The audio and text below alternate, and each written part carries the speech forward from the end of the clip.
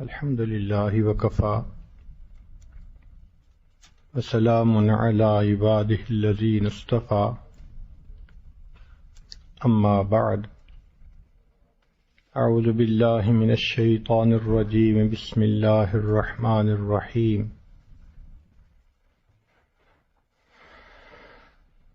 قل إن كنتم تحبون الله فاتبعوني يحببكم الله وقال الله تعالى في مقام آخر لقد كان لكم في رسول الله أسوة حسنة وقال رسول الله صلى الله عليه وسلم من أحب سنتي فقد أحبني ومن أحبني كان معي في الجنة سبحان ربك رب العزة عما يصفون وسلام على المرسلين والحمد لله رب العالمين اللهم صل على سيدنا محمد وعلى آل سيدنا محمد وبارك وسلم اللهم صل على سيدنا محمد وعلى آل سيدنا محمد وبارك وسلم اللهم صل على سيدنا محمد وعلى آل سيدنا محمد وبارك وسلم۔ جب بھی کوئی انسان باجماعت نماز ادا کرتا ہے تو مقتدی پر لازم ہوتا ہے کہ امام کی اتباع کرے۔ امام قیام میں ہو تو مقتدی قیام میں، امام رکوع میں ہو تو مقتدی رکوع میں، امام سجدے میں ہو تو مقتدی سجدے میں۔ اگر کوئی امام کی اقتداء نہیں کرے گا تو اس کی نماز قابل قبول نہیں ہوگی۔ بالکل اسی طرح اللہ کے پیارے حبیب صلی اللہ علیہ وسلم ہمارے لیے پوری زندگی کے امام ہیں۔ چنانچہ جو آدمی اپنی زندگی کو نبی علیہ الصلوۃ والسلام کی تعلیمات کے مطابق، طریقوں کے مطابق، سنتوں کے مطابق گزارے گا، اللہ رب العزت کے ہاں اس کی زندگی قبول ہوگی، وگرنہ قبولیت کے اندر رکاوٹ ہوگی۔ ہم نے دیکھا ہے کہ شادی کے موقع پر دلہن کو زیورات پہناتے ہیں تو ایک انڈرسٹینڈنگ یہ ہوتی ہے دلہن کے ذہن میں کہ میرے جس عضو کو زیور پہنایا جائے گا وہ زیادہ خوبصورت ہو جائے گا، میرے خاوند کی زیادہ محبت کی نظر اس پر پڑے گی۔ چنانچہ گلے میں لاکٹ ڈالتی ہے تو سمجھتی ہے یہ زیادہ خوبصورت ہے، انگلیوں کے اندر انگوٹھی ڈالتی ہے، سمجھتی ہے یہ زیادہ خوبصورت ہو گئی، کلائی پہ اگر وہ چوڑیاں پہنتی ہے تو سمجھتی ہے یہ زیادہ خوبصورت ہو گئی، کانوں کے اندر بالیاں ڈالتی ہے، سمجھتی ہے یہ کان زیادہ خوبصورت ہو گئے۔ گویا جس جس عضو میں وہ زیور پہنتی ہے وہ سمجھتی ہے کہ اب میں سج چکی، اب میرا خامد مجھے بہت پیار کی نظر سے دیکھے گا۔ ہو بہو یہی مثال ہے کہ مومن اپنے جس عضو کو نبی علیہ الصلوۃ والسلام کی سنت کے مطابق ڈھال لیتا ہے اس کا وہ عضو اللہ رب العزت کی نظر میں خوبصورت ہو جاتا ہے۔ چنانچہ اگر سر کے بالوں سے لے کے پاؤں کے ناخنوں تک سب اعضاء پر سنت جاری ہو جائے، مزین ہو جائے، تو یہ انسان اللہ رب العزت کی نظر میں پرکشش بن جاتا ہے۔ اس لیے قرآن مجید میں فرمایا قل ان کنتم تحبون اللہ، اے میرے حبیب صلی اللہ علیہ وسلم آپ فرما دیجئے کہ اگر تم اللہ سے محبت کرتے ہو فاتبعونی، تم میری اتباع کرو، اپنے اعضاء کو میری سنتوں سے مزین کر لو، یحببکم اللہ، اللہ تعالیٰ تم سے محبت کرنے لگ جائیں گے. جس طرح میں اللہ تعالیٰ کا محبوب ہوں، وہ محبوبیت کسی نہ کسی درجے میں تمہارے اندر بھی آ جائے گی. اللہ تعالیٰ تمہیں بھی پسند کرنے لگ جائیں گے. انسان کے لیے یہ کتنی خوش نصیبی ہے کہ اللہ اس کو پسند کر لیں. لوگ تو کہتے ہیں نا، ہم اللہ سے محبت کرتے ہیں، ہم اللہ سے محبت کرتے ہیں. ہمارا اللہ سے محبت کرنا اس کا اعتبار نہیں ہے. مزہ اس کا ہے اللہ کسی سے محبت فرمائے. اس لیے کہنے والے نے کہا کہ اے اللہ، زندگی گزر گئی، سب لوگ کہتے ہیں ہم اللہ کے ہیں، اور میں بھی یہی کہتا ہوں میں اللہ کا ہوں، میں اللہ کا ہوں، میں اللہ کا ہوں. اے اللہ، ایک دفعہ تو آپ بھی کہہ دیجئے نا کہ تم میرے ہو. تو اللہ کو بندہ پسند آ جائے، یہ بندے کی معراج ہے. اس سے بڑی عظمت اور کوئی نہیں ہو سکتی. چنانچہ نبی علیہ الصلوۃ والسلام کی مبارک سنت کے بارے میں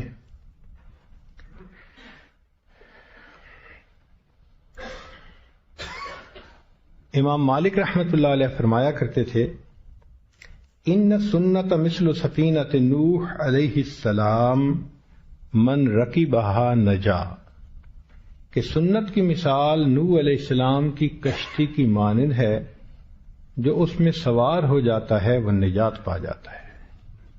تو جس نے اپنے آپ کو سنت کے سفینے پہ سوار کر لیا، وہ زمانے کے فتنوں سے محفوظ ہو گیا. جس طرح نوح علیہ السلام کی کشتی کنارے لگ گئی تھی، ہر حال میں سنت پر عمل کرنے والا انسان اللہ اس کی ایمان کی کشتی کو بھی کنارے لگا دیتے ہیں. شاہ عبد العزیز رحمۃ اللہ علیہ فتح القدیر میں لکھتے ہیں، من تہاون بالسنت عوقب بحرمان الفرائض، جو شخص سنت کی اتباع میں سستی دکھاتا ہے، اللہ تعالیٰ اس کو فرائض سے محروم فرما دیتے ہیں. تو سنت میں سستی کرنا فرائض سے محروم ہونے کا سبب بن جاتا ہے. اور انسان اگر سنتوں کی پابندی کرے تو اس کی زندگی میں برکتیں آ جاتی ہیں. چنانچہ نبی علیہ السلام نے فرمایا، من احب سنتی فقد احبنی، جس نے میری سنت سے محبت کی اس نے مجھ سے محبت کی. ومن احبنی کان معی فی الجنہ، اور جو مجھ سے محبت کرے گا وہ جنت میں میرے ساتھ ہوگا. ایک حدیث پاک میں نبی علیہ السلام نے فرمایا، من تمسک بسنتی عند فساد امتی فلہ اجر 100 شہید، جس نے میری ایک سنت پر اس وقت عمل کیا جب فساد کا زمانہ، کیا مانا کہ جب سنت پر عمل کرنا مشکل ہو جائے، جب سنت کو اپنانا ہاتھ پہ ہتھیلی پہ انگارہ رکھنے کی مانند مشکل ہو جائے، ایسے وقت میں جو میری سنت کو اپنائے گا، من تمسک بسنتی عند فساد امتی فلہ اجر 100 شہید، اللہ تعالیٰ ایک سنت اپنانے پر 100 شہیدوں کا ثواب عطا فرمائے. نبی علیہ الصلوۃ والسلام نے فرمایا، ترکت فیکم امرین، میں تمہارے اندر 2 چیزوں کو چھوڑ کے جا رہا ہوں، لن تدلوا، تم ہرگز گمراہ نہیں ہو سکتے، ان تمسکتم بہما، اگر تم ان دونوں کے ساتھ چپکے رہو گے، لگے رہو گے. کتاب اللہ و سنت نبی، ایک اللہ رب العزت کی کتاب اور دوسرا اس کے نبی علیہ الصلوۃ والسلام کی سنت ہے. تو سنت کو اپنانے میں انسان کی زندگی کی برکتوں کے دروازے کھل جاتے ہیں. چنانچہ تاتار خانیہ میں ایک مسئلہ لکھا ہے کہ جو شخص فجر کی سنتیں گھر میں پڑھ کر مسجد میں جائے، تہجد گھر میں پڑھنا بھی سنت ہے، اور فجر کی نماز سے پہلے کی جو سنتیں ہیں وہ بھی گھر میں پڑھ کے پھر فرضوں کے لیے مسجد میں جانا، یہ سنت ہے. تو لکھا ہے کہ جو فجر کی سنتیں گھر میں پڑھ کر جائے اللہ تعالیٰ اس کو 3 انعام عطا فرماتے ہیں. سب سے پہلے اس کے رزق میں اللہ کشادگی عطا فرما دیتے ہیں. آج دنیا رزق کے پیچھے بھاگی جا رہی ہے، پریشان حال ہیں. صبح اٹھتے ہیں تو پہلا خیال رزق کا، شام سونے لگتے ہیں تو آخری خیال رزق کا. ایسی کیفیت بن گئی ہے کہ ہر وقت یہ سوچ ہوتی ہے کاروبار کا کیا بنے گا، بزنس کا کیا بنے گا، دکان کا کیا بنے گا، میری نوکری کا کیا بنے گا. ایک سر پہ غم سوار ہوتا ہے. تو فرمایا کہ جو فجر کی سنتیں گھر میں پڑھ کر جائے 3 انعام ملتے ہیں. پہلا انعام اللہ تعالیٰ اس کے رزق میں کشادگی عطا فرماتے ہیں. دوسرا ایمان، اللہ تعالیٰ گھر کے جھگڑوں کو ختم فرما دیتے ہیں. یعنی میاں بیوی کے دل میں ایک دوسرے کی محبت پیدا کر دیتے ہیں، اور جہاں محبت موٹی ہوتی ہے وہاں عیب پتلے ہوتے ہیں، جہاں محبت پتلی ہوتی ہے وہاں عیب موٹے ہوتے ہیں. تو جب محبت موٹی ہو گئی تو عیب نظر ہی نہیں آتے. بچہ اپنی ماں کو تھپڑ مارتا ہے چھوٹا، محبت کی وجہ سے ماں اس کے ہاتھ چوم لیتی ہے. حق تو بنتا تھا کہ ایک تھپڑ اس کے رسید کرتی، مگر نہیں، محبت ہے نا، اس کو نادانی پہ محمول کر لیتی ہے اور اس کے ہاتھ کو چوم لیتی ہے. تو جب میاں بیوی کے درمیان محبت ہوگی تو جھگڑے خود بخود ختم ہو جائیں گے. یہ محبت کا کم ہو جانا یہ گناہوں کا وبال ہوتا ہے. اس لیے تو ہم نے دیکھا خامن بھی عالم، بیوی بھی عالمہ، پھر نوک جھونک ہوتی رہتی ہے. بیوی کو خامن کے مقام کا پتہ ہے، خامن کو بیوی کے مرتبے کا پتہ کہ اسے خوش رکھنے سے اللہ خوش ہوں گے. اس کے باوجود آپس میں آرگومنٹس رہتے ہیں، سیٹلمنٹ نہیں ہوتی، پوری زندگی گزر جاتی ہے. اصل وجہ کیا؟ کوتاہیوں کی وجہ سے اللہ درمیان میں محبت کو پتلا کر دیتے ہیں. چھوٹی چیزیں بھی بڑی نظر آتی ہیں، چھوٹی چھوٹی باتیں بھی ایشو بن جاتی ہیں. وہ چیزیں جو انسان اگنور کر دے وہ انسان کے سینے پہ آ کے لگتی ہیں کہ جیسے کسی نے سینے پہ مونگ ڈل دیا میرے، تو جھگڑے شروع ہو جاتے ہیں. تو فرمایا کہ جو آدمی فجر کی سنتیں گھر میں پڑھ کر جاتا ہے اللہ تعالیٰ 3 انعام عطا فرماتے ہیں. پہلا انعام اس کے رزق میں برکت عطا کر دی جاتی ہے، کشادگی کر دی جاتی ہے. دوسرا انعام کہ گھر کے جھگڑے اللہ تعالیٰ ختم فرما دیتے ہیں. اور تیسری چیز کہ اللہ تعالیٰ اس بندے کا ایمان پر خاتمہ عطا فرماتے ہیں. اب ان 3 انعامات کو سن کر تو بندے کا جی چاہتا ہے کہ اس پہ قربان ہو جائے، اس عمل کو اپنا لے. نہ عملیات والوں کے پیچھے بھاگنا پڑے گا، نہ حساب کروانے پڑیں گے، نہ جادو ٹونے کا رفڑا ہوگا، پرسکون زندگی ہوگی. اس لیے کہ اللہ رب العزت کی مدد شامل حال ہوگی. چنانچہ ہمارے اکابر ایک حدیث مبارکہ نقل فرماتے ہیں، من حفظ سنتی اکرمہم اللہ تعالی باربع خصال، کہ جو نبی علیہ الصلوۃ والسلام کی سنت کی حفاظت کرتا ہے اللہ اس کو 4 انعام عطا فرماتے ہیں.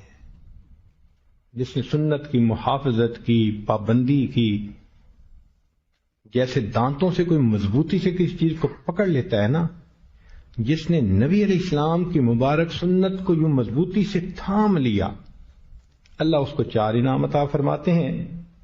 المحبت فی قلوب البررہ، پہلا انعام نیکوں کے دل میں اللہ اس کی محبت ڈال دیتے. جہاں وہ جاتا ہے سب اس سے محبت کرنے والے، اس لیے کہ لوگوں کے دل میں سنت کی محبت ہے تو اتباع سنت کی برکت سے اس سے بھی لوگ محبت کرتے ہیں. دوسری بات والہیبۃ فی قلوب الفجرہ، جو فسق و فجور میں لگے ہوئے ہوتے ہیں ان کے دلوں پہ اس کا رعب پیدا ہو جاتا ہے، ہیبت آ جاتی ہے. وسعت فی الرزق، اللہ رزق میں فراخی فرما دیتے ہیں. وثقت فی الدین، اللہ اس کے دین میں پختگی عطا فرما دیتے ہیں. تو سنت کی اتباع پر یہ 4 انعام بندے کو نصیب ہوتے ہیں. تو ہمیں چاہیے کہ ہم نبی علیہ الصلوۃ والسلام کی سنت کو اپنائیں جتنا بھی ہو سکتا ہے.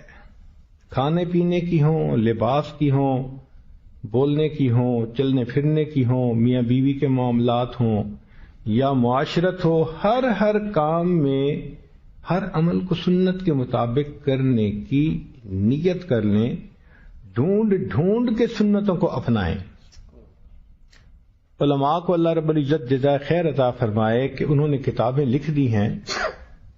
نبی علیہ السلام کی سنتیں گود سے لے کے گور تک، پوری زندگی میں محبوب صلی اللہ علیہ وسلم کی کیا سنتیں ہیں ان کو ایک کتاب میں جمع کر دیا.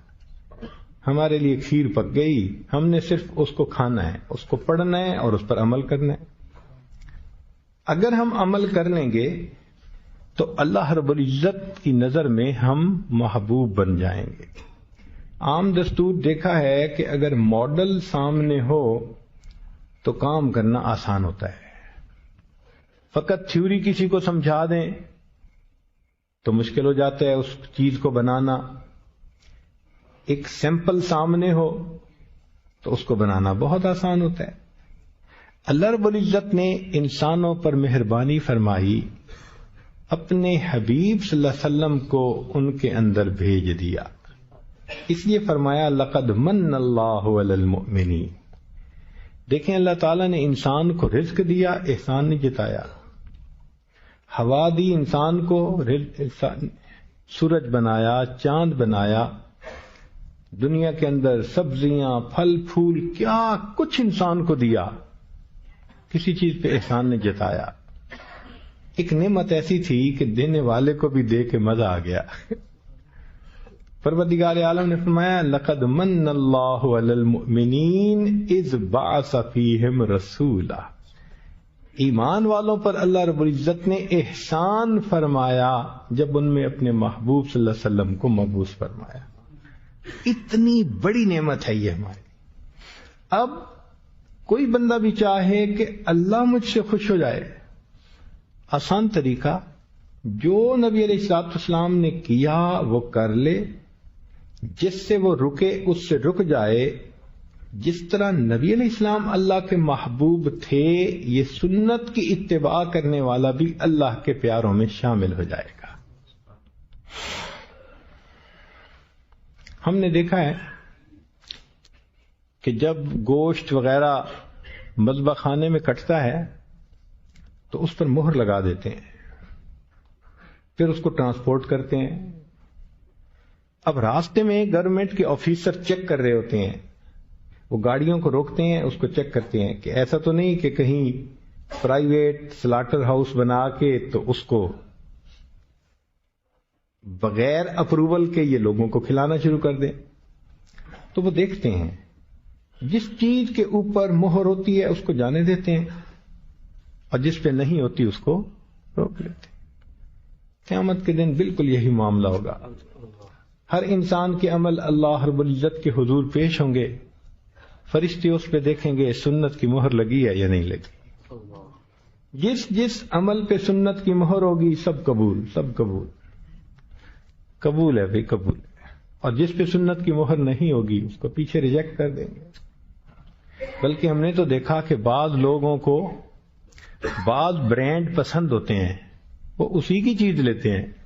اس کو کہتے ہیں برانڈ لائلٹی، کہ کسٹمر اس برانڈ کا اتنا عاشق ہوتا ہے، کہتے ہیں مجھے یہ چاہیے. آپ یوں سمجھیں کہ قیامت کے دن بھی فرشتے سنت کے برانڈ کو چیک کریں گے. جس عمل پر سنت کے برانڈ کا مہر ہوگا سب قبول. اور یہ بندہ قیامت کے دن اللہ رب العزت کے ہاں قبول ہوگا. آپ نے کبھی تجربہ کیا ہوگا، آپ نے ویسٹ کوٹ بنوانی ہے تو آپ درزی کو ایک نمونہ دیتے ہیں. بھئی یہ سائز ہے، یہ شیپ ہے، اس کے مطابق اس کپڑے کی ویسٹ کوٹ بنا دو۔ اب جب وہ ویسٹ کوٹ بنائے، نہ سائز اس جیسا نہ شیپ اس جیسی، تو آپ تو ویسٹ کوٹ کو نہیں لیں گے، آپ کہیں گے بھئی تمہیں نمونہ جو دیا تھا مجھے تو ہو بہو اس جیسی ویسٹ کوٹ چاہیے۔ آپ یوں سمجھیے کہ اللہ رب العزت نے اپنے حبیب صلی اللہ علیہ وسلم کو دنیا میں بھیج کر ہمیں نمونہ دکھا دیا۔ میرے بندو، قیامت کے دن جب تم میرے سامنے آؤ گے تو مجھے ایسا نمونہ چاہیے، بن جاؤ گے تو قبول ہو جاؤ گے، نہیں بنو گے تو تمہیں رد کر دیا جائے گا۔ مفسرین نے ایک عجیب نکتہ لکھا ہے کہ جب فرعون نے جادوگروں کو بلایا کہ موسیٰ علیہ السلام کے ساتھ مقابلے کے لیے آ جائیں، تو انہوں نے پوچھا بھئی اگر ہم کامیاب ہو گئے تو انعام کیا ملے گا؟ اس نے کہا انکم اذا لمن المقربین، تم میرے مقرب ہو جاؤ گے، یہ سب سے بڑا انعام ہوتا ہے، قرب مل جانا۔ تو جادوگر تیار ہو گئے۔ اب اس زمانے کا دستور تھا کہ جب بھی دو مقابلے کے لیے لوگ ہوتے، پہلوان ہوتے جنہوں نے کمپٹیشن کرنا ہوتا، تو ان کو یونیفارم پہنائی جاتی تھی، پھر فرعون آتا تھا، ایک پروٹوکول تھا۔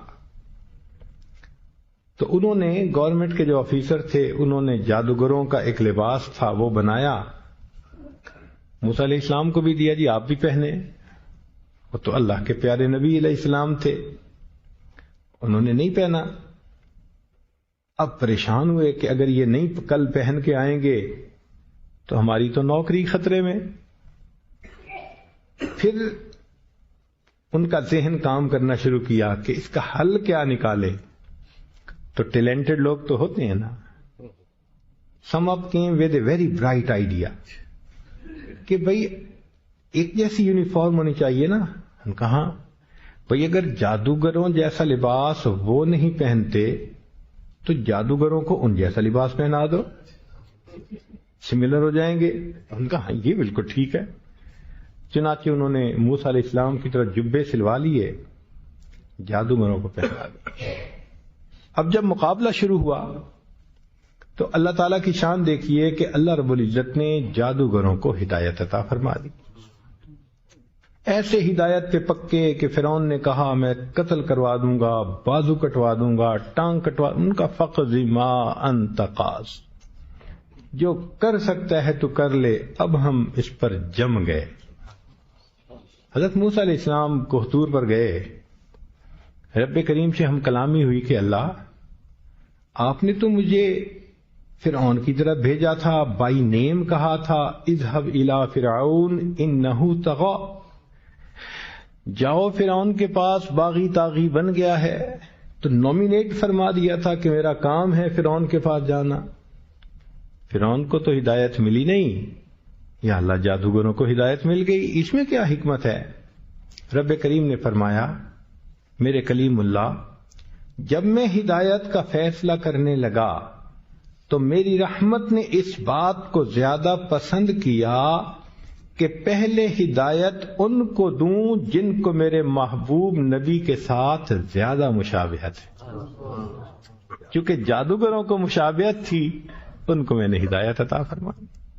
تو اگر جادوگر مجبوری سے مشابہت اختیار کر لیتے ہیں تو وہ بھی قبول ہو جاتی ہے۔ اگر امت محمدیہ صلی اللہ علیہ وسلم کا ایک غلام محبت کی وجہ سے نبی علیہ السلام سے مشابہت اختیار کرے گا، اللہ کیوں نہیں قبول فرمائے گا؟ صحابہ رضی اللہ تعالیٰ نے اس راز کو سمجھ لیا تھا، چنانچہ ایک ایک کام میں وہ نبی علیہ السلام کے طریقے کے مطابق ہر عمل کرتے تھے۔ عبداللہ ابن عمر لانوں کو دیکھیں، مدینہ طیبہ سے مکہ مکرمہ جا رہے ہیں اور لوگ بھی ساتھ ہیں۔ ایک جگہ پہنچے، کہنے لگے بھائی ذرا رکو، روک لیا، سواری سے نیچے اترے، قریب ایک جگہ گئے درخت کے قریب اور بیٹھ گئے جیسے کوئی بندہ قضائے حاجت سے فارغ ہوتا ہے، یورینیٹ کرتا ہے۔ مگر قضائے حاجت سے فارغ نہیں ہوئے، اٹھ کے آ گئے اور سواری پر بیٹھ کر کہنے لگے یار چلو چلتے ہیں۔ دوستوں نے کہا جی کیا مطلب، آپ نے خواہ ہمارا ٹائم لگوا دیا، ضرورت نہیں تھی تو کیوں رکے؟ تو کہنے لگے بھائی بات یہ ہے کہ ایک مرتبہ نبی علیہ الصلوۃ والسلام کے ساتھ میں نے سفر کیا تھا، میرے آقا صلی اللہ علیہ وسلم اس جگہ پر آ کر رکے تھے، آپ صلی اللہ علیہ وسلم نیچے اترے، قضائے حاجت حاصل فرمائی، پھر واپس تشریف لائے اور آگے گئے، مجھے ضرورت نہیں تھی، میرا دل چاہا میں وہی کروں جو میرے آقا نے کیا، فقط مشابہت حاصل کرنے کی نیت سے میں نیچے اترا اور جا کے بیٹھا اور واپس آ کے چل پڑا۔ تو لگتا ہے کہ وہ واقعی نبی علیہ الصلوۃ والسلام کی سنتوں کے عاشق تھے، اس لیے ان کی اتباع کا یہ عالم تھا۔ سیدنا صدیق اکبر رضی اللہ تعالیٰ عنہ ہجرت کے موقع پر نبی علیہ السلام کے ساتھ مدینہ طیبہ کے قریب پہنچتے ہیں۔ مدینہ طیبہ کے لوگ میچور تھے، سمجھدار تھے، وہ نبی علیہ السلام کے استقبال کے لیے شہر سے باہر آئے اور وہ دیکھتے ہیں کہ دو شخصیتیں چل کے آ رہی ہیں، مگر حیران تھے کہ لباس میں، رفتار میں، گفتار میں اس طرح وہ ایک تھے کہ سمجھ نہیں لگتی تھی کہ تابع کون ہے اور متبوع کون ہے، سمجھ نہیں لگتی تھی کہ اصل کون ہے اور نقل، یعنی نقل اصل کے اتنا قریب ہو گئی تھی کہ فرق کرنا، ڈفرینشیٹ کرنا مشکل ہو گیا تھا۔ چنانچہ اپنا قیافہ انہوں نے لگایا اور صدیق اکبر سے مسافہ شروع کر دیا، اور صدیق اکبر فرماتے ہیں کہ میں نے بھی سب سے مسافہ کرنا شروع کر دیا، کیوں کہ میرے آقا صلی اللہ علیہ وسلم تھکے ہوئے ہیں، میرے آقا صلی اللہ علیہ وسلم کو مسافے کی تکلیف نہ اٹھانی پڑے۔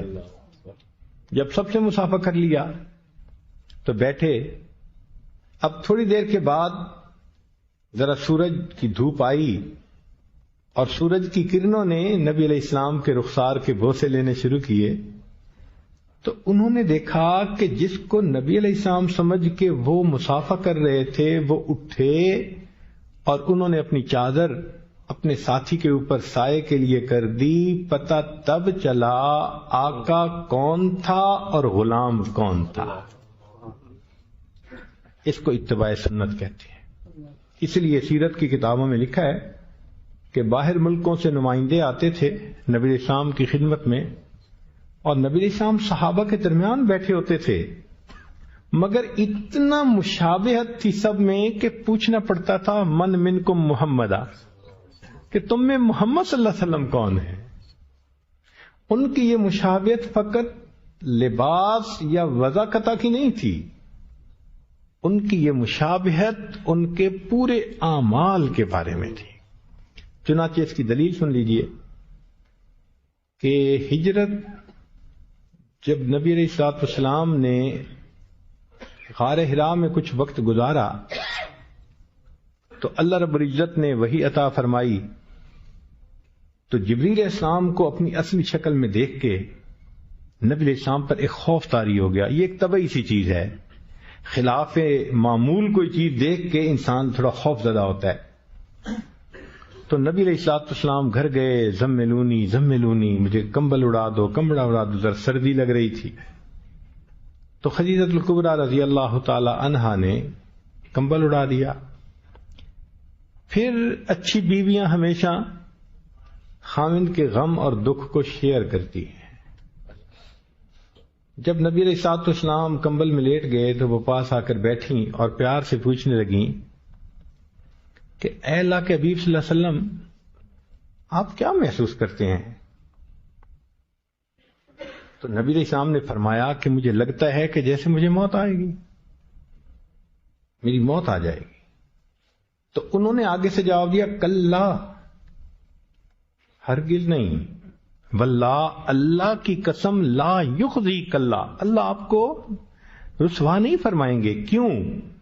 انک لتصل الرحم، آپ صلہ رحمی کرنے والے ہیں، وتحمل الکل، وتقسم المعدوم وتعین علی نوائب الحق. انہوں نے کچھ نبی علیہ الصلوۃ والسلام کی اچھی صفات گنوائیں.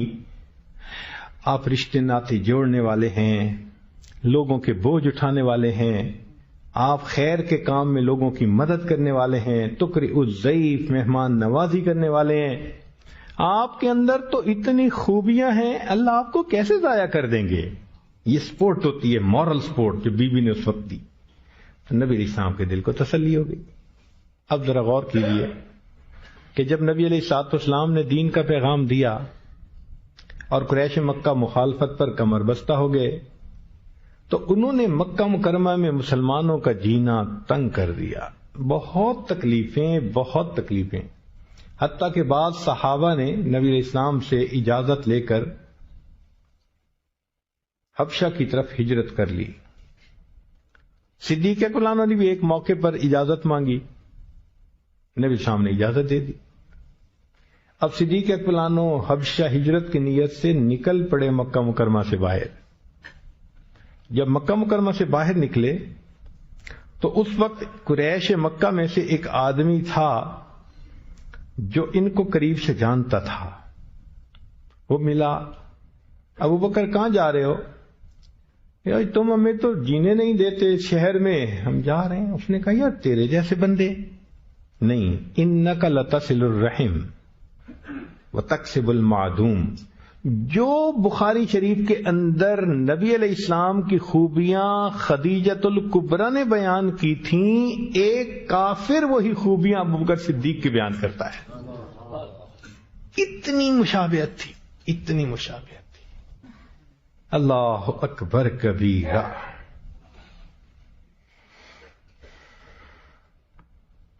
چنانچہ جب فارس فتح ہوا تو صحابہ رضی اللہ عنہم کھانا کھا رہے ہیں دسترخوان کے اوپر. سیدنا حذیفہ بن الیمان رضی اللہ عنہ کے ہاتھ سے ایک لقمہ گر گیا دسترخوان پہ. انہوں نے اٹھا لیا اور اس کو کھا لیا. ادب بھی یہی ہے، سنت بھی یہی ہے. جب وہ اس کو کھانے لگے تو ساتھ ایک دوسرے ساتھی بیٹھے ہوئے تھے، وہ کہنے لگے دیکھو یار یہاں کے عمراء کھڑے دیکھ رہے ہیں، یہ اس چیز کو معیوب سمجھتے ہیں، کہیں گے کہ دیکھو مسلمانوں کی عادتیں اچھی نہیں ہیں، ایٹیکیٹس اچھے نہیں ہیں. تو جب انہوں نے یہ بات کی تو حذیفہ رضی اللہ عنہ نے آگے تاریخی جواب دیا، سونے کی سیاہی سے لکھنے کے قابل. فرمایا اَأَتْرُكُ سُنَّةَ حَبِيبِي لِهَٰؤُلَاءِ الْحُمَقَاءِ. ان احمقوں کی وجہ سے میں اپنے محبوب صلی اللہ علیہ وسلم کی سنت کو چھوڑ دوں گا. اندازہ لگائیے ان کے دل میں نبی علیہ الصلوۃ والسلام کی سنت کی کتنی قدر ہوتی تھی. اس لیے قالن اور حالن انسان نبی علیہ السلام کی ہر سنت کو اپنائے. چنانچہ کسی بزرگ کا شعر ہے، وہی سمجھا جائے گا شیدائے جمال مصطفیٰ، وہی سمجھا جائے گا شیدائے جمال مصطفیٰ، جس کا قال قال مصطفیٰ ہو حال حال مصطفیٰ. تو قال بھی سنت کے مطابق اور حال بھی سنت کے بنا. چنانچہ ہماری اس امت کی تاریخ کو پڑھ کے دیکھ لیں، ہر دور میں اور ہر زمانے میں ایسے اللہ سے ڈرنے والے متقی حضرات کی ایک جماعت رہی ہے جو سنتوں پر عمل کرنا اپنی سعادت سمجھا کرتی تھی. نبی علیہ الصلوۃ والسلام سے لے کے آج تک دنیا میں کوئی ایک لمحہ ایسا نہیں آیا کہ پوری دنیا میں سنت کے مطابق ڈھلنے والی کوئی شخصیت ہی موجود نہ ہو. ایسا کبھی نہیں ہوا. تسلسل ہے امت کے اندر، اور یہ امت کو اللہ رب العزت نے ایک اعزاز بخشا ہے. ہمارے اکابر کتنا سنت کے مطابق ہوتے تھے.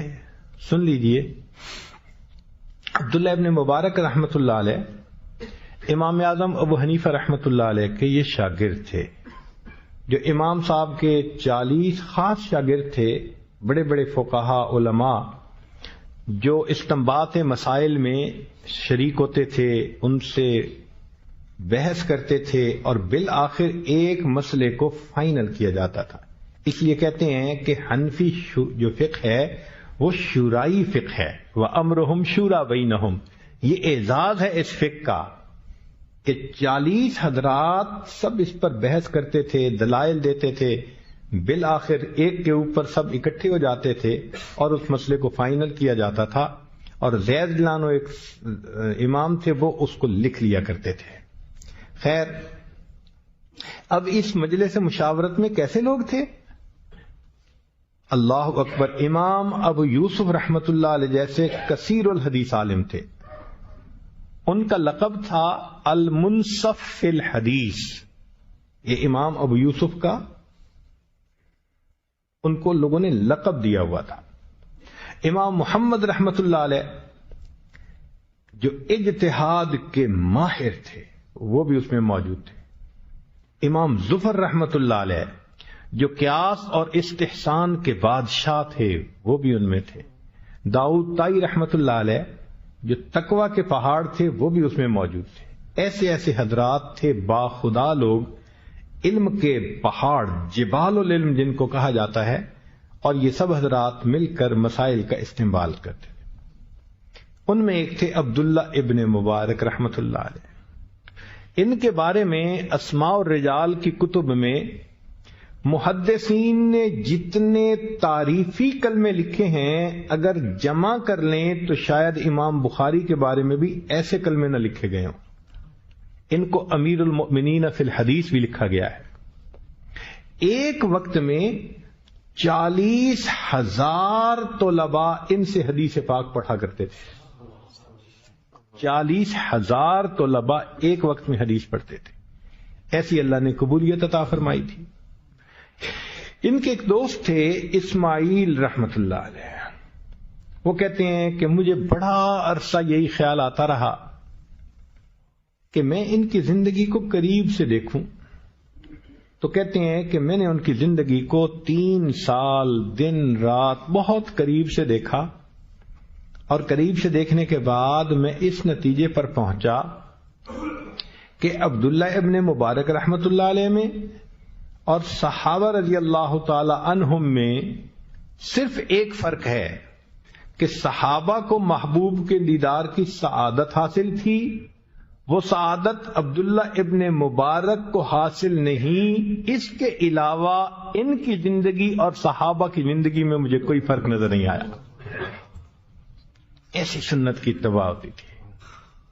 قریب کے زمانے میں دیکھنا چاہیں، ہمارے اکابر علماء دیوبند کی زندگیوں کو دیکھ لیجئے، ایسا عشق تھا سنت سے ہر چیز میں۔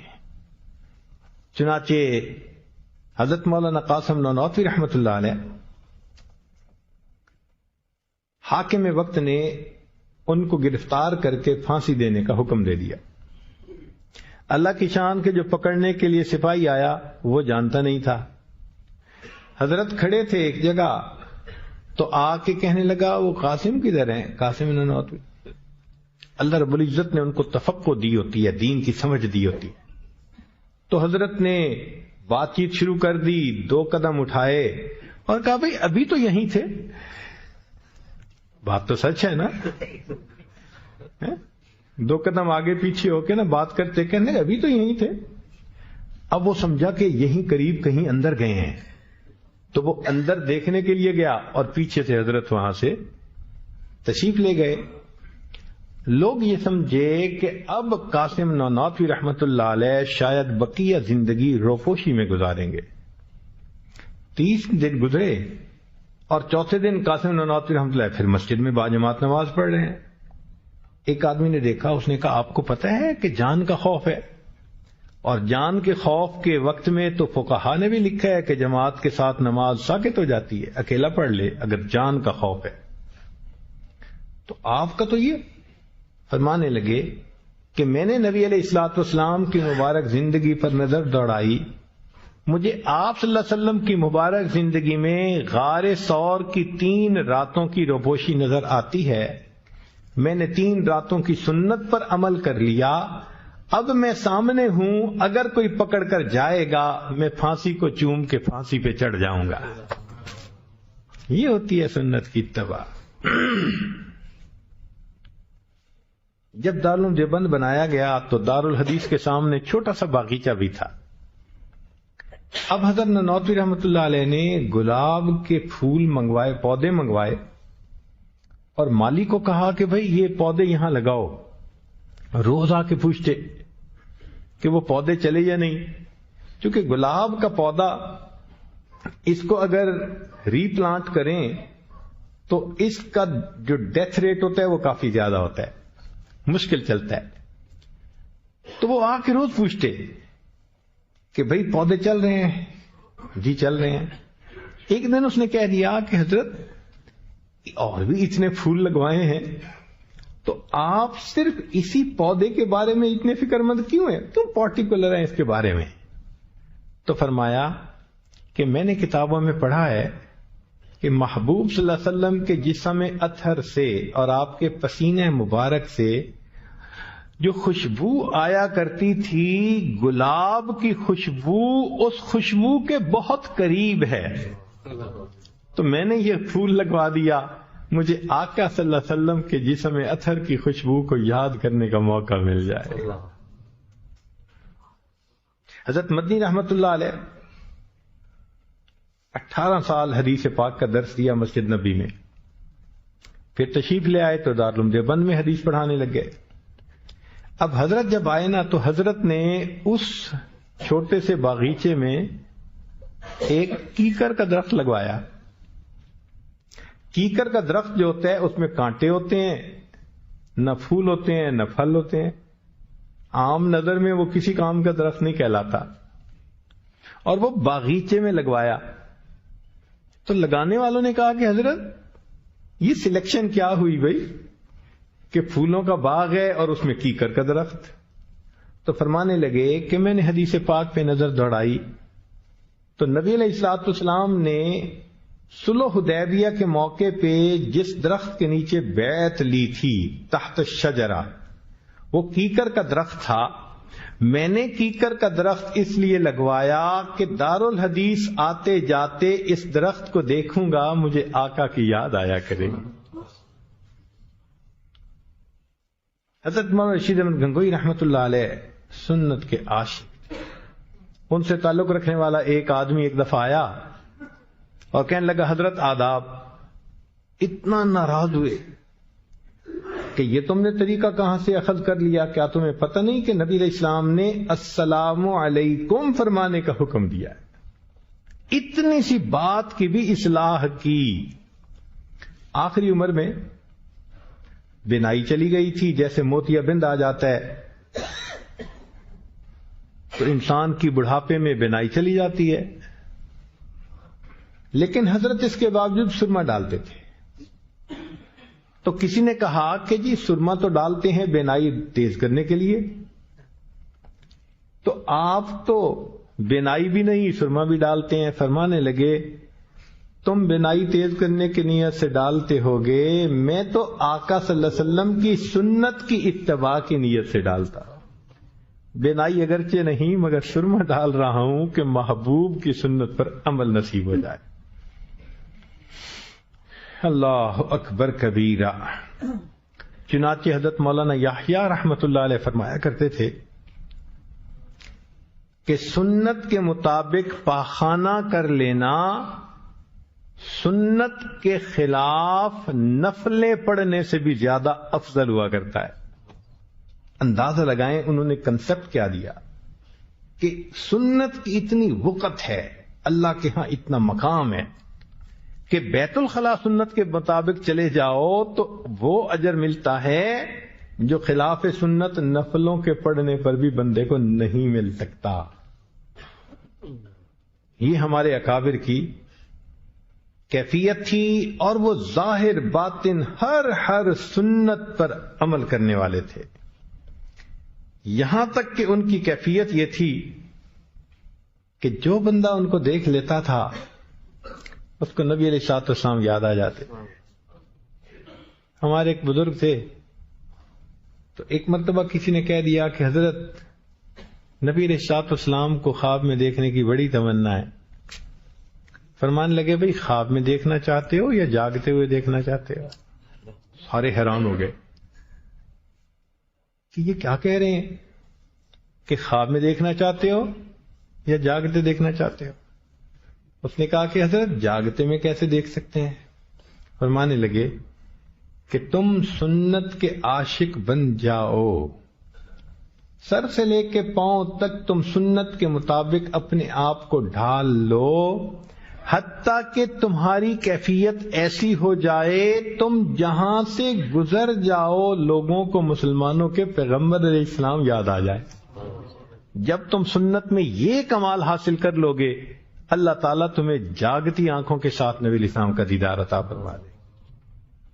یہاں تک جذب کر لوں کاش تیرے حسن کامل کو، یہاں تک جذب کر لوں کاش تیرے حسن کامل کو، تجھی کو سب پکار اٹھیں گزر جاؤں جدھر سے میں، کہ میں جدھر سے گزر جاؤں اے اللہ کے حبیب سب آپ کو یاد کرنے لگ جائیں. ایسی سنت کی اتباع ہمارے اکابر کو حاصل تھی. ہمارے مشائخ کا حال سن لیجئے. ہمارے اکابر سلسلہ عالیہ نقشبندیہ کے جو مشائخ گزرے ہیں، اتباع سنت میں اللہ نے ان کو کمال عطا کیا تھا. ہمارے اس سلسلے میں لڑی میں اتباع سنت غالب ہے. چنانچہ ایک ایک کام میں سنت کی اتباع کی تلقین کرتے ہیں. امام ربانی مجدد ثانی رحمۃ اللہ علیہ کا ایک خادم تھا، تو حضرت کو ایک مرتبہ دانت میں درد ہوا. اس زمانے میں ایسے دوائیاں تو نہیں تھیں جیسے آج ہیں، تو لونگ لے کے اس کو منہ میں ڈال لیتے تھے تو اس کے اثر کی وجہ سے درد تھوڑا کم ہو جاتا تھا، جگہ سن ہو جاتی تھی. تو مجدد ثانی رحمۃ اللہ نے اپنے خادم کو کہا کہ بھئی دانت میں درد ہو رہی ہے، لونگ لاؤ. وہ لایا تو 4 لایا. تو آپ نے اس کو دیکھ کے فرمایا کہ تم صوفی بنے پھرتے ہو اور تمہیں اس بات کا پتہ نہیں کہ اللہ وتر و یحب الوتر، اللہ تعالیٰ بھی ایک ہے اور طاق عدد کو اللہ تعالیٰ پسند فرماتا ہے. مقصد یہ تھا کہ لونگ بھی لائے تو یا 3 لاتے یا 5 لاتے، 4 کیوں لائے؟ اب بتائیں کہ اتنا پریسین لیول اگر ہو جائے سنت کی اتباع میں کہ رینڈملی لایا ہے ایک بندہ، مگر وہ بھی فرمایا کہ تم نے اس میں بھی سنت کا لحاظ کیوں نہیں کیا، تو پھر سنت کا مزہ آ جاتا ہے. چنانچہ امام ربانی مجدد ثانی رحمۃ اللہ علیہ اپنے مکتوبات میں سنت کی جو عظمت بیان کرتے ہیں انسان پڑھ کے حیران ہو جاتا ہے. فرماتے ہیں کہ دوپہر کے وقت سنت قیلولہ کی نیت سے سو جانا، دوپہر کے وقت سنت قیلولہ کی نیت سے سو جانا اللہ رب العزت کے نزدیک کروڑ نفلی شب بیداریوں سے زیادہ افضل ہے. دوپہر کے وقت سنت قیلولہ کی نیت سے تھوڑی دیر سو جانا اللہ رب العزت کے نزدیک کروڑ نفلی شب بیداریوں سے زیادہ افضل ہے. یہ سنت کا اہتمام تھا. چنانچہ اپنے ایک مکتوب میں ایک عجیب بات فرماتے ہیں، ہمارے اکابر یعنی ہمارے جو اوپر مشائخ گزرے ہیں، ہمارے اکابر شرع شریف کے نفیس موتیوں کو، شرع شریف جو ہے اس کے احکام کو نفیس موتیوں سے تشبیہ دی. تو الفاظ کا چوائس بتا رہا ہے کہ کتنی عظمت ہے دل کے اندر. ہمارے اکابر شرع شریف کے نفیس موتیوں کو بچوں کی مانند وجد و حال کے بدلے نہیں دیتے. اب اس کو سمجھنے کے لیے شیخ سعدی رحمۃ اللہ علیہ کا واقعہ سن لیجئے. وہ فرماتے ہیں کہ میں چھوٹا تھا تو میری امی نے مجھے سونے کی انگوٹھی بنا کے ڈال دی محبت میں. اب وہ انگوٹھی پہن کے میں باہر گیا تو ایک ٹھگ مل گیا. اس نے مجھے بلا کے کہا کہ ذرا اس انگوٹھی کو چوسو. میں نے انگوٹھی کو چوسا تو بے مزہ. اس نے جیب سے گڑ کی ڈلی نکالی. کہتا ہے اس کو چوسو تو بڑا مزیدار. کہتے ہیں مزیدار چیز لے لو بے مزہ دے دو. اور کہتے ہیں کہ میں نے ڈیل کر لی. اس نے میری انگوٹھی اتار لی, گڑ کی ڈلی دے کے چلا گیا. تو فرماتے ہیں کہ ہمارے مشائخ بچوں کی مانند شرع شریف کے نفیس موتیوں کو وجد و حال، یعنی یہ جو حال کیفیتیں طاری ہوتی ہیں، اس کو اخروٹ منقع کہا کہ یہ وجد و حال اخروٹ منقع ہے. تو فرماتے ہیں ہمارے اکابر شرع شریف کے نفیس موتیوں کو بچوں کی مانند وجد و حال کے جود و مویز کے بدلے نہیں دیتے، نص فس کی طرف مائل نہیں ہوتے. یعنی احکام شریعت نصوص شرعیہ اس کو نص کہا، اور ایک کتاب ہے فصوص الحکم تصوف کی، اس کو فس کہا. اور فرمایا کہ فتوحات مدنیہ سے فتوحات مکیہ کی طرف التفات ہی نہیں کرتے. فتوحات مدنیہ سے مراد احادیث، اور فتوحات مکیہ ابن عربی رحمۃ اللہ کی تصوف کی مشہور کتاب ہے. ذرا غور کیجئے کیا شان سے کلام فرما رہے ہیں. ہمارے مشائخ شرع شریف کے نفیس موتیوں کو بچوں کی مانند وجد و حال کے جود و مویز کے بدلے نہیں دیتے، نص فس کی طرف مائل نہیں ہوتے، فتوحات مدنیہ سے فتوحات مکیہ کی طرف التفات نہیں کرتے. ان کا کارخانہ بلند ہے، ان کی شان بلند ہے. اتنا سنت کا اہتمام امام ربانی مجدد ثانی رحمت اللہ علیہ نے سکھایا ہے. چنانچہ جو بندہ سنت کی اتباع کرے، اللہ رب العزت کی خصوصی رحمتیں متوجہ ہوتی ہیں. شاہ ولی اللہ محمد دہلوی رحمۃ اللہ نے لکھا ہے کہ میں ایک دفعہ مواجہ شریف پہ حاضر ہوا تو میں نے دیکھا کہ جن لوگوں کو علم حدیث کے ساتھ خاص محبت ہے، شغف ہے، سنت کی اتباع جن کا نقد سرمایہ ہے، فرماتے ہیں کہ محبوب صلی اللہ علیہ وسلم کے قلب اطہر سے سورج کی کرنوں کی مانند نور کی کرنیں نکل کر ان کے سینوں پر پڑا کرتی ہیں. فرماتے ہیں میں نے کشف کی نظر سے دیکھا. تو جو متبع سنت انسان ہوتا ہے وہ اللہ رب العزت کو بہت پسندیدہ ہوتا ہے. اس لیے ہمیں چاہیے کہ ہم ایک ایک سنت پر محبت کے ساتھ عمل کرنے والے بن جائیں. آج ہم کہنے کو تو عاشق رسول بنتے ہیں، لیکن سنت کی اتباع میں اگر غور کریں تو ہم اس کا خیال ہی نہیں کرتے. اس کا خیال ہی نہیں کرتے. کیسے؟ مرزا بے دل ایک شاعر تھے، انہوں نے فارسی میں کچھ اشعار لکھے. تو ایران کے ایک شاعر نے جب ان کو پڑھا، صوفی مزاج تھے، ان کو بہت اچھے لگے. انہوں نے نیت کر لی کہ میں مرزا بے دل کو جا کر ملوں گا. جب آئے تو مرزا بے دل بیٹھے ہوئے شیو بنا رہے تھے. تو جیسے ہی اس نے دیکھا نا تو اس کے دل سے آہ نکلی. تو مرزا بے دل نے کہا کہ ریچھ میں خراشی تراشی بلے دلے کسے نہ میں خراشی.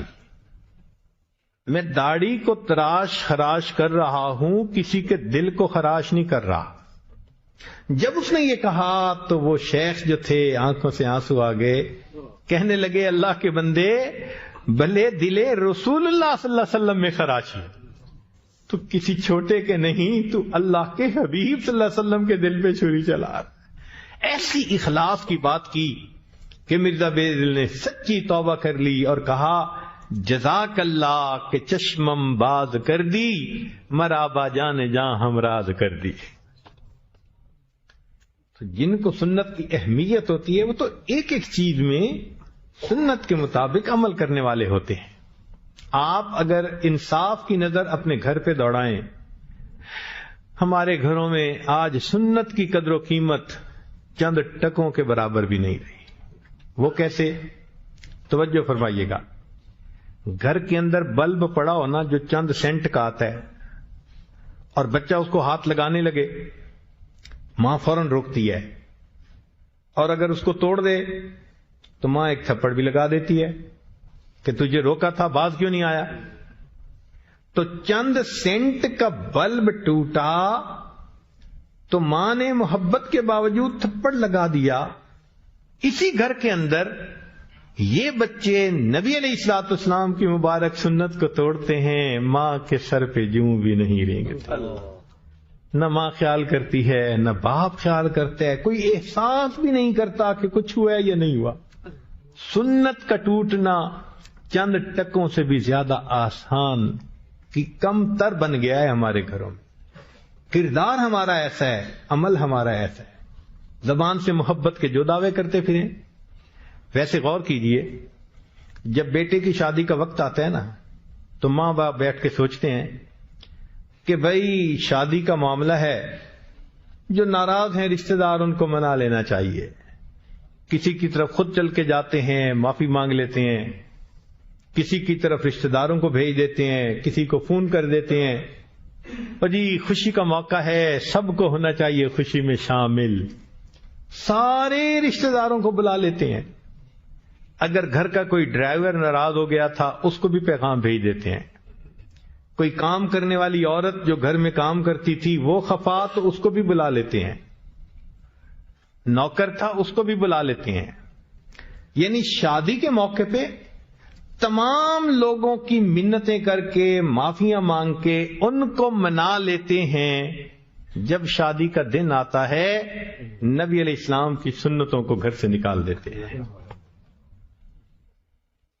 کیا محبوب صلی اللہ علیہ وسلم کی سنتوں کی قدر ایک ڈرائیور کی عزت کے برابر بھی نہ رہی کہ کام کرنے والی ماسی کا تو اتنا خیال اور محبوب صلی اللہ علیہ وسلم کی سنتوں کا خیال ہی نہیں. شادی کے موقع پہ رسم و رواج سنتوں کا پتہ ہی نہیں ہوتا کہ کیا ہے یا کیا. تو پریکٹیکلی اگر آپ دیکھیں تو ہمارے گھروں میں نبی علیہ الصلوۃ والسلام کی سنتوں کا آج وہ اہتمام نہیں رہا. سچ عرض کروں، اپنوں میں بات کرنی آسان ہوتی ہے، بندہ دل کا دکھ کہہ دیتا ہے. آج ہمارے گھر، بازار، گلی کوچے نبی علیہ الصلوۃ والسلام کی سنتوں کی مذبح گاہیں بن چکے ہیں. کون سا گھر ہے جس میں سنتیں ذبح نہیں ہو رہی؟ الا ماشاء اللہ. احساس ہے ہمیں اس بات کا کہ ہم سنت کو توڑ رہے ہیں. اللہ تعالیٰ کو کتنا اس پر جلال آتا ہوگا کہ میرے محبوب صلی اللہ علیہ وسلم کے طریقوں کی اہمیت ہی دل میں نہیں رہی. تو ہم دل میں سنت کی اہمیت کو پیدا کریں. اور ہمارے نزدیک سینکڑوں روپوں کی کوئی چیز خراب ہو جائے تو کچھ احساس نہیں، مگر محبوب کی سنت میں فرق نہ آنے پائے. اگر یہ سیکھنا ہے تو محمود سے سیکھیے، ایاز سے سیکھیے. محمود ایک نیک دل بادشاہ تھا اور اس کا ایک خادم تھا جس کا نام ایاز تھا. تو محمود کو اس کو بڑی محبت تھی. لوگوں نے اعتراض کیا، جی آپ کو اس سے بڑی محبت ہے، عقل میں ہم اچھے، شکل میں اچھے، نسب میں اچھے، ہر اعتبار سے اچھے، ہمارے اوپر وہ نظر نہیں جو اس پر ہے. تو محمود نے سوچا کہ اچھا میں ان کو یہ بات سمجھاؤں گا. تو اندر سے وہ ایک دن ہیرا لے کے آیا. قیمتی ہیرا تھا، کئی کیرٹ کا تھا، اور ہتھوڑا بھی لایا اور اعلان کر دیا. کہنے لگا کہ میں آج تم سب کے آئی کیو لیول کو چیک کروں گا. لوگ بڑے سکیئرڈ ہو گئے. اس نے پہلے بندے کو دیا، لو بھائی یہ ڈائمنڈ ہے اور یہ تھوڑا ہے، اس کو ذرا توڑ دو. اس نے کہا میری تو عقل کے امتحان ہونے. اور میں تو ویلیو جانتا ہوں کہ اتنے کیرٹ کے ڈائمنڈ کی کیا ہوتی ہے ویلیو. اس نے کہا بادشاہ سلامت یہ اتنا خوبصورت کیرٹ کا وہ ہے، اس کو تو بالکل نہیں توڑنا چاہیے، بلکہ یہ تو آپ کے تاج میں سجنا چاہیے. معذرت کی. اس نے خوش ہو کے اس سے ہتھوڑا اور لے لیا، پھر دوسرے کو دیا. اس نے بھی دیکھا کہ بادشاہ خوش ہو گیا پہلے کے جواب پہ، اس نے بھی مختلف الفاظ میں سیم بات، تیسرے نے بھی سیم بات، سب نے ایک جیسی باتیں کی. بالآخر ایاز کی باری آئی. محمود نے اس کو ہیرا دیا اور ساتھ ہتھوڑا دیا. ایاز یہ ہیرا توڑ دو. ایاز نے اس کو زمین پہ رکھا اور ایک ہتھوڑا جو لگایا چورا چور کر دیا اس کو. جب ایسا کیا تو وہ جو لوگ تھے وہ بڑے خوش کہ یہ گنوار آدمی، جاہل انسان، اس کو کیا پتا کس چیز کی کیا ویلیو ہوتی ہے، اس نے چیز کو توڑ دیا. اب اس کو بادشاہ ذرا دھکا دیتا ہے یہاں سے. بادشاہ تھوڑی دیر خاموش رہا، پھر اس نے کہا ایاز تو نے ہیرے کو توڑ دیا؟ تو ایاز نے جواب دیا بادشاہ سلامت میرے سامنے دو صورتیں تھیں، آپ نے حکم دیا ہیرے کو توڑ دو. اب اگر تو میں توڑ دیتا تو حکم کی تعمیل ہو جاتی، نہ توڑتا تو ہیرا تو بچ جاتا، آپ کا حکم ٹوٹ جاتا، اور آپ کا حکم میری نظر میں ایسے ہزاروں ہیروں سے زیادہ قیمتی ہے. اگر ایک گنوار آدمی، دیہاتی آدمی بادشاہ کے حکم کا اتنا احترام جانتا ہے تو ایک امتی ہونے کے ناطے ہمیں بھی تو اپنے محبوب صلی اللہ علیہ وسلم کی سنتوں کا اہمیت کو جاننا چاہیے نا. تو بس اس بات کا خیال رکھیں کہ صبح سے لے کے رات تک ہر کام کو سنت کے مطابق کرنا ہے، اور کوئی کام نہ خلاف سنت کرنا ہے نہ خلاف سنت ہوتے ہوئے دیکھنا ہے. جھگڑا نہیں کرنا، اصلاح کی کوشش کرنی ہے، سمجھانا ہے. یہ کیسے ہو سکتا ہے کہ اتنی محبوبہ بیوی ہو اور ہماری آنکھوں کے سامنے سنت توڑے؟ اتنا محبوب بیٹا ہو اور آنکھوں کے سامنے سنت کے ساتھ یہ مذاق کرے؟ ایسا ہرگز نہیں ہونا چاہیے. تو سنت کا عاشق وہ ہوگا جو اپنے گھر کو نبی علیہ الصلوۃ والسلام کی سنتوں کا گلشن بنا دے گا. گھر کے سب افراد سنت کے مطابق زندگی گزارنے والے، ایک ایک عمل سنت کے مطابق کرنے والے.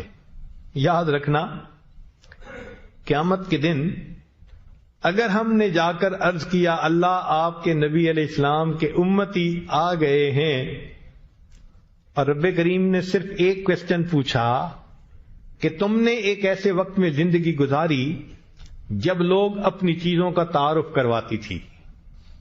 آج کل تو ایڈورٹائزمنٹ کا زمانہ ہے، جو پروڈکٹ کوئی بنائے پوری دنیا میں اس کی ایڈورٹائزمنٹ ہوتی ہے، لوگوں کو بتایا جاتا ہے دیکھو ہمارے پاس یہ ہے.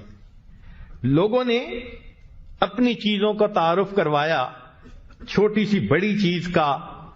کمپیوٹر کو دیکھو، آج سیل فون کو دیکھو، یہ کچے اور پکے مکان میں پہنچ گئے. حتیٰ کہ بیت اللہ کے دروازے پہ جو دعائیں مانگ رہے ہوتے ہیں ان کی جیبوں میں بھی سیل فون کی ٹون بج رہی ہوتی ہے. تو سوچئے لوگوں نے اپنے تانبے کو بھی اپنا سونا بنا کے دکھا دیا.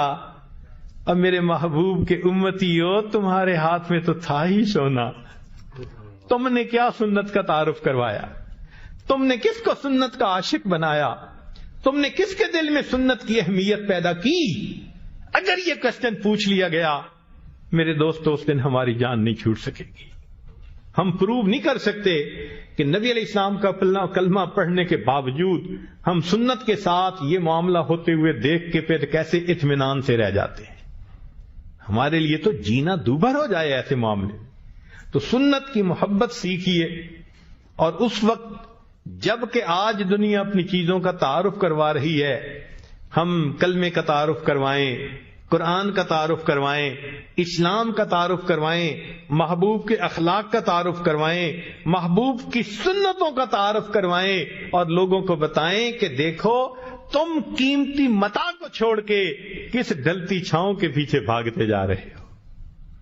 آج ہم میں سے ہر بندے کے اوپر یہ ضروری ہے کہ وہ دین کی محنت کی کسی نہ کسی شکل میں لگ کر زندگی گزارے. جو نہیں گزارے گا قیامت کے دن اس کو نبی علیہ السلام کے سامنے جواب دہ ہونا پڑے گا. نبی علیہ الصلوۃ والسلام تہجد کے وقت رویا کرتے تھے، آنسو بہاتے تھے، ریش مبارک آنسوؤں سے تر ہو جاتی تھی. اتنا لمبا سجدہ فرماتے تھے کہ عائشہ صدیقہ عنہا فرماتی ہیں مجھے گمان ہونے لگتا کہ کہیں روح مبارک پرواز تو نہیں کر گئی، تو میں پاؤں کے انگوٹھے مبارک کو پکڑ کے ہلاتی تھی کہ زندگی کے آثار تو ہیں. اتنا لمبا سجدہ، رب امتی رب امتی رب امتی. نبی علیہ السلام امت کے لیے روتے رہے، حالانکہ نبی علیہ السلام کو بتا دیا گیا تھا آپ کے بعد آپ کی آنے والی اولاد کے اوپر مشکل وقت آئیں گے. حسن رضی اللہ عنہ کے ساتھ یہ ہوگا، سیدنا حسین رضی اللہ عنہ کے ساتھ یہ ہوگا. نبی علیہ السلام نے حدیث میں بتلا دیا کہ میرے اس نواسے کے ساتھ میرے بعد یہ ہونے والا ہے. نبی علیہ السلام نواسوں کے بارے میں نہیں روئے.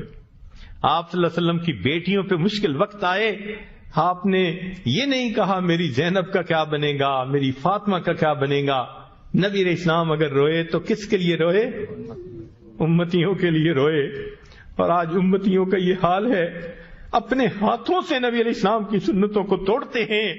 آنکھیں نہیں دیکھتی، دماغ نہیں سوچتا کہ میں نے کس آقا صلی اللہ علیہ وسلم کی سنت کو توڑ دیا ہے. آج ہماری بے حسی کا یہ عالم ہو گیا.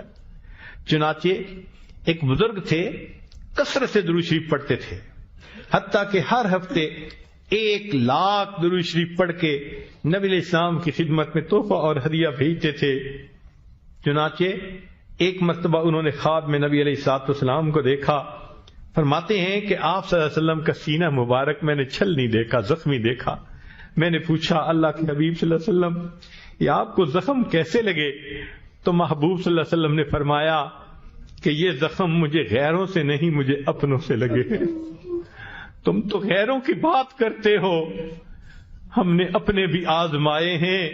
لوگ کانٹوں سے بچ نکلتے ہیں، ہم نے پھولوں سے زخم کھائے ہیں.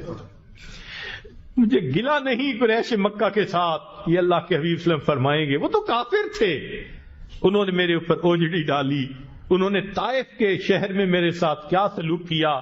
9 سال کے بعد عائشہ رضی اللہ عنہا پوچھتی ہیں اے اللہ کے حبیب صلی اللہ علیہ وسلم آپ کی زندگی کا سب سے اذیت ناک دن.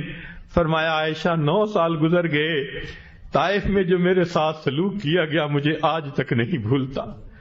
تو کافروں نے یہ سب کچھ کیا، نبی علیہ الصلوۃ والسلام ان کا گلہ نہیں فرما رہے. وہ تو کافر تھے، ان کو تو شناخت ہی نہیں تھی، بے قدرے تھے، ان سے کیا گلہ کرنا. گلہ تو ان سے ہے کلمہ پڑھتے ہیں، سنت کی شان کو جاننے کے باوجود اپنے ہاتھوں سے پھر توڑتے ہیں، پھر بے حس بن جاتے ہیں، احساس ہی نہیں کرتے کہ ہم نے کیا کیا. تو اس لیے قیامت کے دن اگر نبی علیہ الصلوۃ والسلام نے فرمایا کہ تم تو کلمے کو پڑھنے والے تھے، میری سنت کو جاننے اور ماننے والے تھے، تم نے کیوں اپنے ارادے کے ساتھ اس سنت کو جو ہے وہ محفوظ نہ کیا اور اس پر عمل نہ کیا؟ ہم قیامت کے دن کوئی جواب نہیں دے سکیں گے. چنانچہ ایک چھوٹا سا بچہ، اس کو یہ بات سنائی گئی جس کی عمر 7 سال تھی کہ نبی علیہ الصلوۃ والسلام کے سینے پہ گویا زخم پڑتا ہے جو امتی سنت کے خلاف کام کرتا ہے. اس بچے کے دل میں محبوب کی محبت تھی. اس کے بعد اس کی یہ کیفیت بن گئی، کھانا کھاتے ہوئے پوچھتا امی سنت کیا ہے، لباس پہنتے ہوئے پوچھتا امی سنت کیا ہے، سوتے ہوئے پوچھتا امی سنت کیا ہے. اگر 7 سال کے بچے کو محبوب کے ساتھ ایسی محبت ہے، اللہ نے قیامت کے دن پوچھ لیا او میرے نبی کے وارثو، او علماء، او طلباء، ورثۃ الانبیاء بننے کی تو بڑی تمنا رہی، تمہارے دل میں کیوں سنت کی اتنی محبت نہیں تھی؟ تو ہم قیامت کے دن نبی علیہ الصلوۃ والسلام کے ساتھ کیا جواب دے سکیں گے؟ محبوب صلی اللہ علیہ وسلم بھی پوچھیں گے میری سنتیں ذبح ہوتی تھیں تم چین کی نیند گھروں میں سوتے تھے، تمہاری بیوی سنت کے خلاف کام کرتی تھی، زبان نہیں کھلتی تھی، بیٹا سنت توڑتا تھا، بیٹی سنت توڑتی تھی، تم محبت بھری نظروں سے ان کو دیکھتے تھے۔ کیا میرے محبوب کی سنتی کی کوئی ویلیو تمہاری نظر میں نہیں تھی؟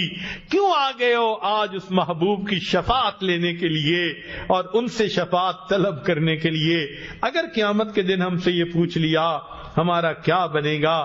آج وقت ہے، ورنہ تو اللہ تعالیٰ فرمائیں گے کہ تم نے جس سے وفا کرنی تھی اس سے تم نے جفا کی، اور جن سے تمہیں جفا کرنی چاہیے تھی ان غیروں کے طریقوں سے تم نے وفا کی۔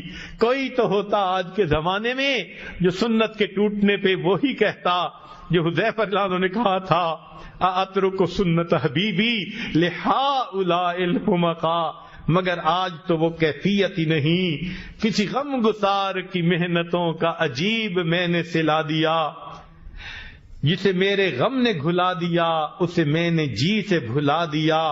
میں تیرے مزار کی جالیوں کی ہی مدحتوں میں مگن رہا، تیرے دشمنوں نے تیرے چمن میں خزاں کا جال بچھا دیا۔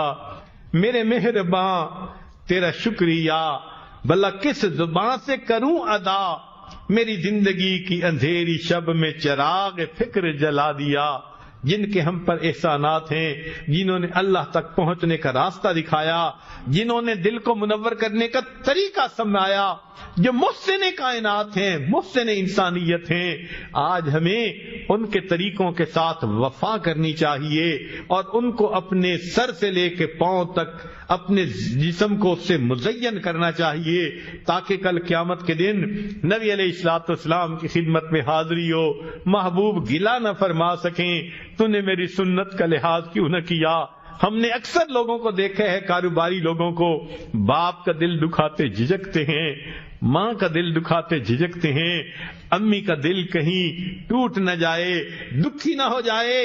ارے باپ کا دل دکھاتے تو اتنا دکھتے ہیں، کیا نبی علیہ الصلوۃ والسلام کا درجہ دل میں اتنا بھی نہ رہا جتنا ایک باپ کا ہوتا ہے؟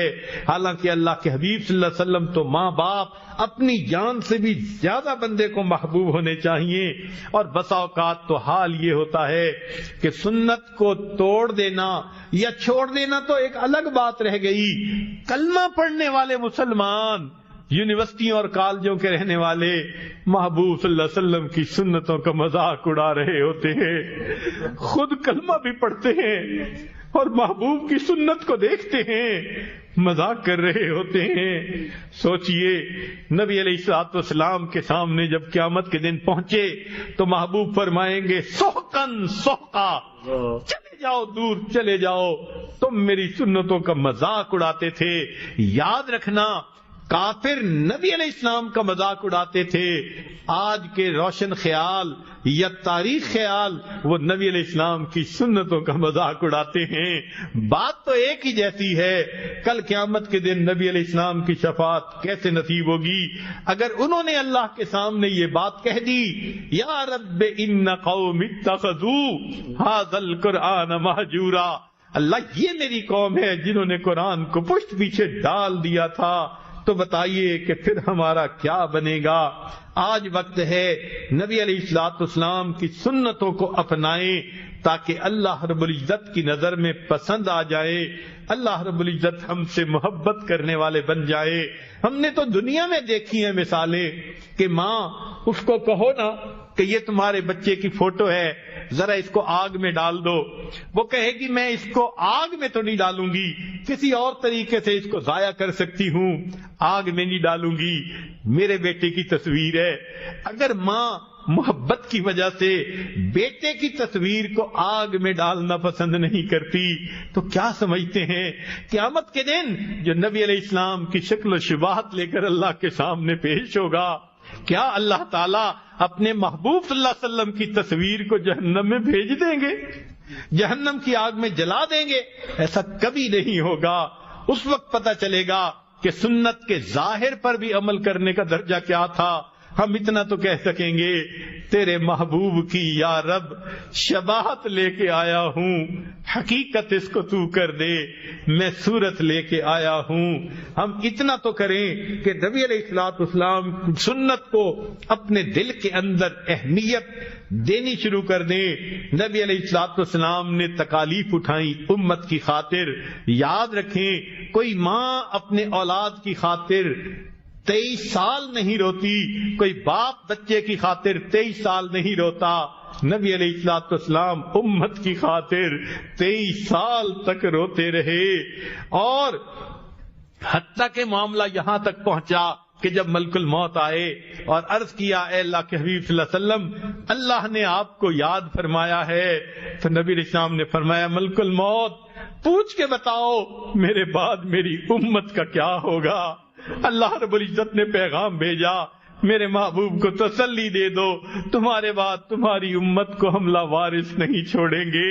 محبوب کو جب تسلی دی گئی فرمایا اب میں اللہ سے ملنے کے لیے تیار ہوں۔ محبوب کو تو امت سے اتنی محبت ہو اور ہمارا حال یہ ہو کہ نبی علیہ الصلوۃ والسلام کی سنت کو کچھ سمجھیں ہی نہ، صبح و شام اس کو توڑتے پھریں اور احساس بھی نہ ہو کہ ہم نے کیا کیا۔ آج اس بات کا عہد کر لیجئے کہ ہم نبی علیہ السلام کی سنتوں کو اپنائیں گے، پوری زندگی سنت کے مطابق ڈھالیں گے، حتیٰ کہ جب ہماری موت کا وقت آئے اور ملک الموت ہمارے پاس آئے، جس عضو کا ٹٹولے سنت نبوی سے مزین نظر آئے، اگر دل کو ٹٹولے عشق نبی سے بھرا نظر آئے، دماغ کو ٹٹولے تو علم نبی سے لبریز نظر آئے، ایسی کیفیت میں ہم اللہ رب العزت کے حضور قیامت کے دن پیش ہوں گے۔ اللہ تعالی ہماری اس حاضری کو اور سنت کی اتباع کو اللہ تعالیٰ قبول فرما لے اور ہمیں بھی اپنے محبوب بندوں میں شامل فرما لے۔ وآخر دعوانا ان الحمد للہ رب العالمین۔